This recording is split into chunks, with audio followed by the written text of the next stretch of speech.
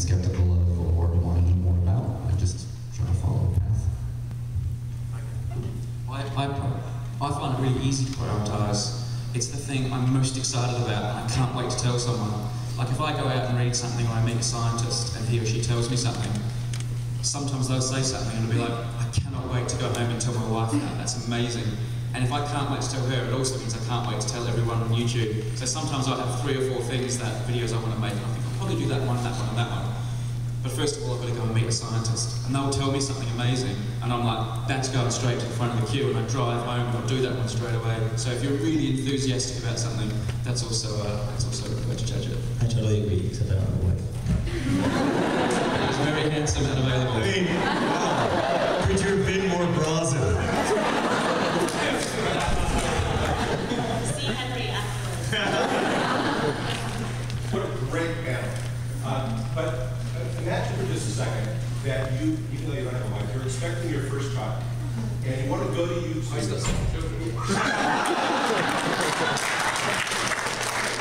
go to YouTube to learn not the facts, but the wonder and the science and the dirty diapers practicality of it all.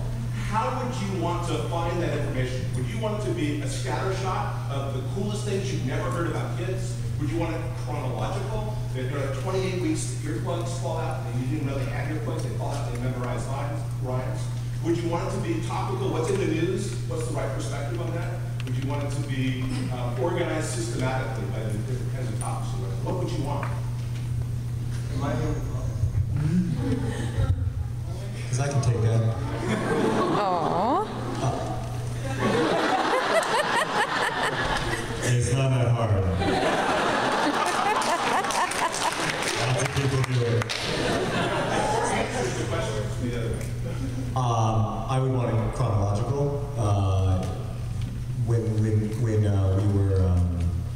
When Sarah was pregnant and then when Henry was first born, we were very focused on chronology as I would usually not say that, but with that particular topic, I think that's the way parents tend to focus is very chronologically because they're very focused on what's supposed to be happening right now. You know, it's all anxiety driven. So.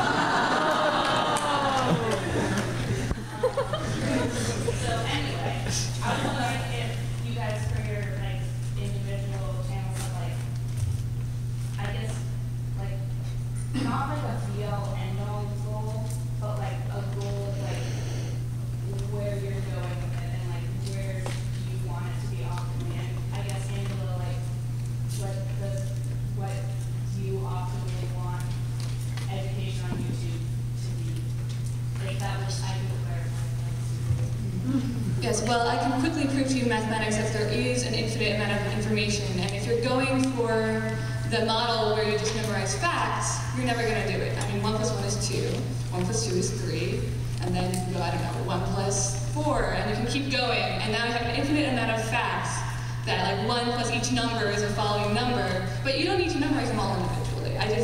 You get the concept, and you can add 1 to any number, and you know that can happen infinite times. You don't need to memorize all the infinite amount of information.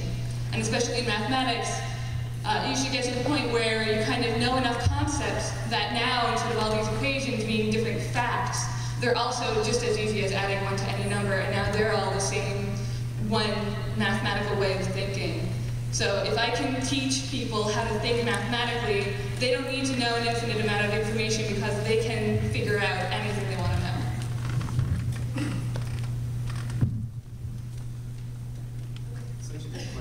Good question that I think we're struggling. Hank? We solved this problem by being like, what does the AP curricula say?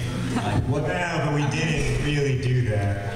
Yeah, we say that's what we pitched to YouTube though. Actually.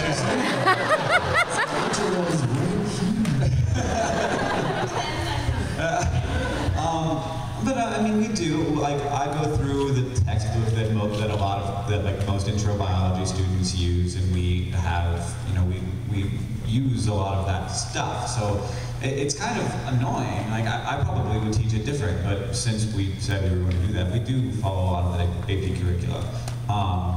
And it's very interesting to think like there is a group of people somewhere that decides what that is. And who are they? What are, like, I mean, I'm sure they're well qualified, but who are they to decide for all of you know, America what counts as knowing biology? And breaking free of that, as Henry was talking about earlier, feels like what the internet should be doing. And so sometimes I feel very limited and kind of frustrated that that's what we decided to do. And as you say, I really do feel like, you know, you could. The thing about science is, you know, as a research scientist, what you're studying is a very small amount of, like, it's very narrow and very deep. And so when you just like dive into one thing, you're like, I could read about this for a year and I wouldn't know everything. But a lot of the time, that stuff, that really deep stuff is the stuff that's really annoying. I mean, interesting. It's also really annoying, obviously, I think that subconsciously. But yeah, it's and it's what's really, and it's kind of also can be what makes the story interesting, like so I feel like and that sort of brings my thought process back to what Vi said, where if you can teach, you can almost teach one little thing in biology. Like, you can look at your fingernail and be like, okay, what the heck is this thing? How does it work? Where does it come from? Why is it there? What is it made of? And like at the end of it, you're on the weak force. You know, it's like at the fundamental forces of physics, and then suddenly you're not just like, you haven't just memorized this fact about what my fingernail is made of.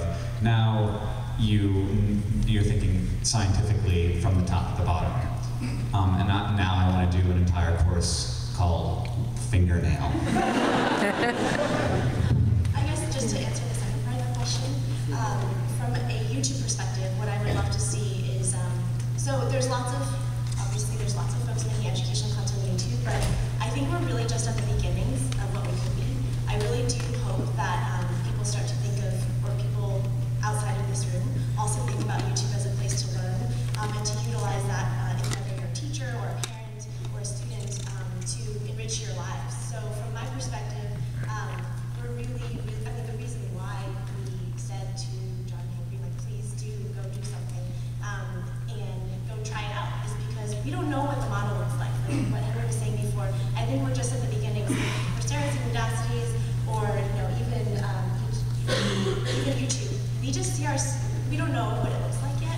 I think the best thing we can do as a platform is enable all of you to be successful at creating the content and at finding that content that you're looking for.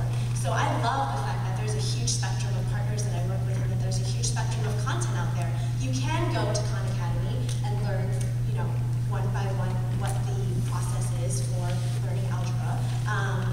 And you can go scattershot and find something really cool. Like, we have Derek from Veritasium here. Vsauce is in the room next door, and he does, you know, he curates a lot of this content that he finds really cool. So I guess what I'm saying is, I would love for you guys to go and find what you're passionate about and what you're interested in learning about on YouTube. And if you don't find it, I would love for you to go out and create it. Because there is, I think, outside of academic curriculum, there's so much to what John was saying earlier about just being a thinking human being. And not just leaning back and watching a lot of, you know, I work for YouTube, so I can't say bad things about other kinds of content out there, but I want to talk about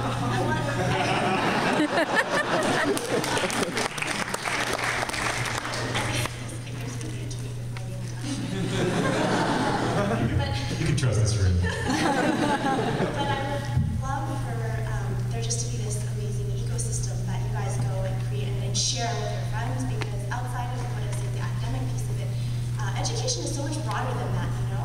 There's cultural education. I would love for students around the world to be sharing information and sharing, you know, getting a better understanding of, well, this is how I understand language from my country, or this is how I understand art from my perspective, given the experiences that I've been through, but how do you understand it? I think there's a lot to be said for being able to share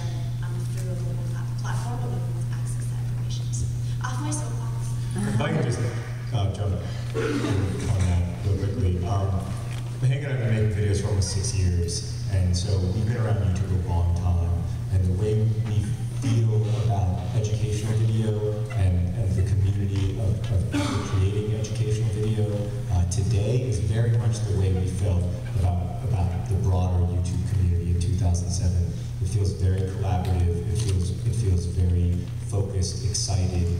People who really want to disrupt systems and change the world and make it a cooler and more interesting place to live. And I think that's what's so exciting for us about Crash Course and SciShow, is that we finally have like an excuse to hang out with these people we admire so much. And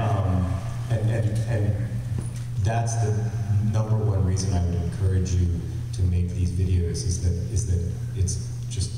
it's good for you. I mean, I'm learning so much about history and biology, but it also we're building something in this little subset of the YouTube community that I think is really on the edge of becoming great. So I could go on for 2 hours with these guys, but we can take one more question. You all the way back. Inspired by Crash Course, I've sort of been working on scripting a discursive and historical music show. And I'm a musicology student here in Los Angeles. I watch YouTube. I've probably watched YouTube every day for a few years now. I had no clue that YouTube EDU existed. I hope I'm not the only one in the room that wants to know this. What is it, and what is that process of gaining its support? Is it similar to the partner program, or is it a next step above that? I'll answer that really quickly, and then you guys can ask a question of the panelists, because it's probably what you're. So this is YouTube EDU. I've only been at YouTube for 2 years, so don't feel bad. Yeah. YouTube EDU actually originated just as a portal to access university content. Oh, okay. And when I came on board, we said, hey, there's all this other great content out there. It should have its own clean mullet in place. So if you go to youtube.com/edu, you can access a set of channels. There's 800 channels today. We're hoping it will continue to grow beyond the 500,000 videos that it is. But you can apply to just actually go to youtube.com/edu, and there's like links to more information, or you can just search YouTube EDU Help Center. But you apply just as a regular partner, and then you can actually nominate yourself to be part of that corpus. It doesn't mean that you're a part of a separate part of YouTube. It's just one more way for you to be discovered. And then 2 other quick resources I just want to tell you is, if you guys are really excited about these channels, and you're a teacher, or I'm sure you all have teachers, you can tell them to go to youtube.com/teachers to find, we've actually curated videos against a lot of different classroom topics that they can use. And then youtube.com/schools, if YouTube is blocked in your school, go there for more information on how to unblock all the educational content. That's my plug, sorry guys. Yeah, I think the big elephant in the room is that YouTube is often blocked in schools, and it's great that people are going and watching these videos outside of schools, and they're learning them because they want to, not because it's required, but that is something that people need to be aware of. And like, for example, I've started putting videos on iTunes just so people can download them and take them to school, or the teachers can use them in schools when it's blocked. Rest assured, I've never ever had a conversation with Angela in which I haven't complained about YouTube being blocked in schools, and we give them a hard time about it, and they are doing stuff about it. So I hope they ultimately succeed, but they are working on it, I do know that. Yeah, to be fair, it's not Angela who's blocking it. It's the schools, and it is annoying.